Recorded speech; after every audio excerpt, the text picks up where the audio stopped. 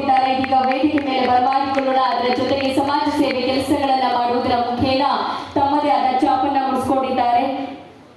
ಧಾರಾವಾಹಿಗಳಲ್ಲಿ, ಸಿನಿಮಾಗಳಲ್ಲೂ ಕೂಡ ನಟನೆಯನ್ನ ಮಾಡಿದ್ದಾರೆ. ಎಲ್ಲಕ್ಕಿಂತ ಹೆಚ್ಚಾಗಿ ಅವರ ಅಭಿನಯ, ಯಾವುದೇ ಒಂದು ಪಾತ್ರವನ್ನ ಕೊಟ್ಟರು ಕೂಡ ಆ ಪಾತ್ರಕ್ಕೆ ಜೀವ ತುಂಬುವಂತಹ ಅದ್ಭುತವಾದ ನಟ.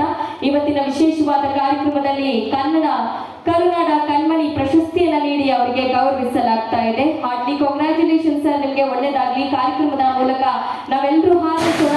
ಮುಂದಿನ ದಿನಗಳಲ್ಲಿ ಮತ್ತಷ್ಟು ಪ್ರಶಸ್ತಿ ನಿಮ್ಮ ಮುಡಿಗೇರಲಿ. ದಯವಿಟ್ಟು ಗಣೇಶ ಕಾರ್ಯಕ್ರಮವನ್ನು ಉದ್ದೇಶಿಸಿ ಮಾತಾಡಬೇಕು ಅಂತ ಹೇಳಿ ಕೇಳ್ಕೊಳ್ತಾ ಇದ್ದೀನಿ.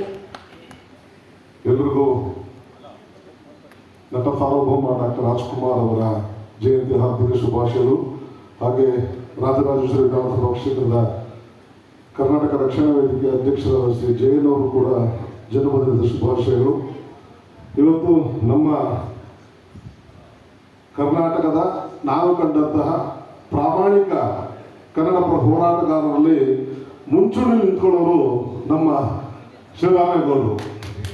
ಈಗಲೂ ಕೂಡ ಅವರಂತ ಇರೋರು ಹಳೆಯ ಒಂದು ಸ್ಕಾರ್ಪಿಯೋ ಬಿಟ್ಟರೆ ಬೇರೆ ಏನೂ ಇಲ್ಲ. ಅಂಥ ಒಬ್ಬ ಹೋರಾಟಗಾರರ ಜೊತೆಲಿ ನಾವು ಸುಮಾರು ವರ್ಷಗಳಿಂದ ಒಡನಾಟ ಇಟ್ಕೊಂಡಿರೋದು ಬಹಳ ಸಂತೋಷ ಆಗುತ್ತೆ. ಇವತ್ತು ಮಲ್ಲೇಶ್ವರ ವಿಧಾನಸಭಾ ಕ್ಷೇತ್ರದಲ್ಲಿ ಡಾಕ್ಟರ್ ರಾಜ್ಕುಮಾರ್ ಅವರ ಗೋಕಾಕ್ ಚಳವಳಿಯ ಒಂದು ನೆನಪಿಗಾಗಿ, ಆ ಹೋರಾಟಗಾರರಿಗಾಗಿ ಒಂದು ಪಾರ್ಕ್ ಅನ್ನು ನಿರ್ಮಾಣ ಮಾಡಿರೋದು, ಅದರ ಒಂದು ರೂವಾರಿಗಳು ನಮ್ಮ